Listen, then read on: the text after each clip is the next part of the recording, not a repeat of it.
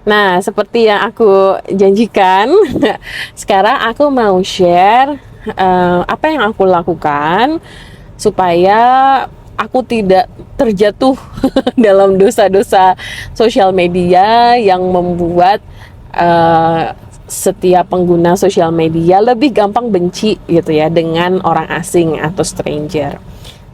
Setidaknya ini yang aku praktekkan selama ya mungkin sekitar 10 tahun terakhir ya. Kalau aku lihat ya semenjak main Twitter lah, contoh aku mau cerita main Twitter tuh tahun 2009. Oh, berarti udah lebih dari 10 tahun ya. Ya mungkin sekitar 13 tahunan terakhir lah gitu. Dari tahun 2009 aku punya akun Twitter dan yang aku terapin dulu aku termasuk yang ya jujur ya, aku termasuk yang pernah jadi apa, jadi shipper gitu, pernah ya apa namanya, memuja-muja satu artis dan menghina-hina artis yang lain, aku pernah jujur apa namanya, pengakuan dosa dulu nih gitu. Tapi akhirnya aku belajar itu lebih banyak wasting time gitu ya. Maksudku tuh gini, ya aku ngikutin ini banget dulu apa Selena Gomez, Justin Bieber gitu ya. Dan aku ngerasa tuh kayak kalau kalau aku ngikutin apa namanya berita-berita mereka di sosial media, as if aku kenal mereka secara personal gitu. Tapi ada satu momen yang menurutku tuh kayak belum tentu loh apa yang ditampilkan di sosmed itu adalah kehidupannya si Selena Gomez dan Justin Bieber ini gitu. Bisa jadi sebenarnya apa bisa dan pasti gitu apa yang mereka rasakan, apa yang mereka alamin itu sangat jauh berbeda dengan yang mereka tampilkan di sosmed gitu. Nah, dari situ aku belajar tuh kayak oke, kalau ngikutin berita-berita tentang seleb ataupun berita-berita politik itu sewajarnya aja, karena kita nggak bisa lupa bahwa sosial media ataupun berita yang tertampilkan di digital media itu tidak lepas dari pengaruh framing. Kenapa diberitakan seperti itu? Karena sengaja didesain beritanya seperti itu untuk naikin traffic lah, untuk bikin orang tambah suka lah, atau untuk bikin orang tambah benci lah gitu. Menurutku urusan selebritis, urusan politikku sama. Jadi menurutku sekarang aku lebih sering mengkonsumsi berita, informasi di sosial media tuh ya udah sewajarnya aja, asal tahu aja, tapi tetap put benefit of the doubt gitu, tetap tetap berpikirkan emang iya ya, emang segitu sih gitu. Dan lebih pentingnya kayak emang ini apa, do I really need to know this, or do I really need to care about this, misalnya ngikutin tadi ya berita tentang selebritis, emang is it really matter kayak gitu loh. Pertanyaannya.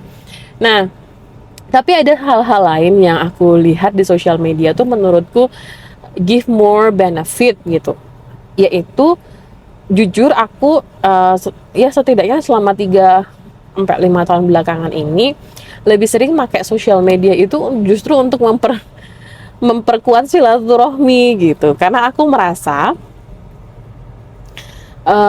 aku udah ya semenjak semenjak berkeluarga, punya anak gitu ya, punya berbagai kesibukan, jadi sedikit banget waktu yang aku punya untuk bertemu dengan teman-teman, ngobrol, nongkrong, udah bukan zamannya lagi gitu. Nah, aku sering merasa di sosial media itu adalah tempatku untuk tahu gitu gimana sih kabar temanku, teman SD, teman SMP, SMA, teman kuliah, teman kerja gitu. Aku taunya dari sosial media gitu. Nah, terus kan jujur kalau apa ada beberapa yang misalnya yang bilang kalau keseringan lihat postingan teman-teman tuh banyak kan pencitraan atau bikin insecure karena teman-teman pada sukses semua sementara aku enggak gitu ya. Nah, jujur aku lebih apa ya, agak berbeda sih pandangannya ya, karena menurutku kalau teman-temanku itu nge-share tentang prestasinya dia lah, atau tentang apa yang bikin dia happy lah, tentang keluarganya lah, menurutku itu emang bentuk dia lagi happy kan, lagi seneng aja, dan nggak ada niat, dan mungkin sebenarnya nggak ada niat dia untuk bikin iri aku gitu, boro-boro bikin iri aku, mikirin aku juga mungkin enggak. Nah, Dan itu membuatku berpikir, terus ngapain aku kudu ngerasa insecure dengan apa yang dia posting gitu.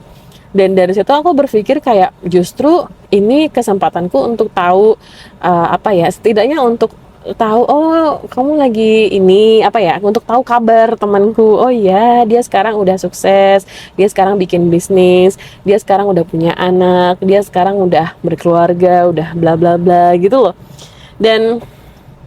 Dan juga yang aku apa namanya, itu tadi sama orang yang aku kenal, aku jadikan sosial media itu tempat untuk ya menjaga silaturahmi biar tahu gitu. Dan juga kalau misalnya ada beberapa hal yang apa ya, beberapa berita yang mungkin beberapa berita yang kritikal, misalnya lagi sakit atau ada yang meninggal atau tadi ya berbagai inilah apa momen-momen kehidupan, ya justru aku menggunakan sosial media itu untuk kirim DM, kirim private message, ngucapin selamat atau turut berduka yang mungkin selama ini aku merasa kalau aku nggak ngikutin sosmed mungkin aku nggak akan pernah gitu ngirim DM atau ngirim pesan kepada orang ini. Tapi justru karena ada di sosmed, karena dia share beritanya di sosmed, itu jadi menjadi kesempatanku juga untuk ngobrol gitu ya, membuka silaturahmi.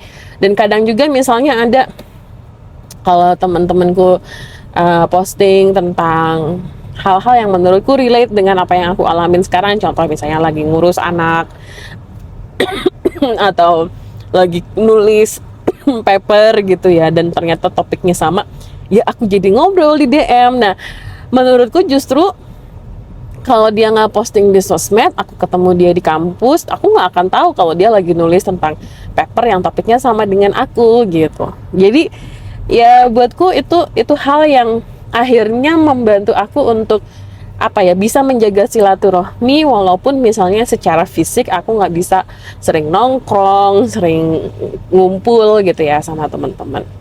Terus benefit yang kedua, kalau sama stranger gimana? Nah, aku melakukan hal yang sama juga sih. Misalnya aku merasa nih, kalau aku inget-inget gitu ya, ada banyak sebenarnya teman-teman yang aku merasa dekat gitu ya, dan kenalnya itu justru dari sosial media gitu.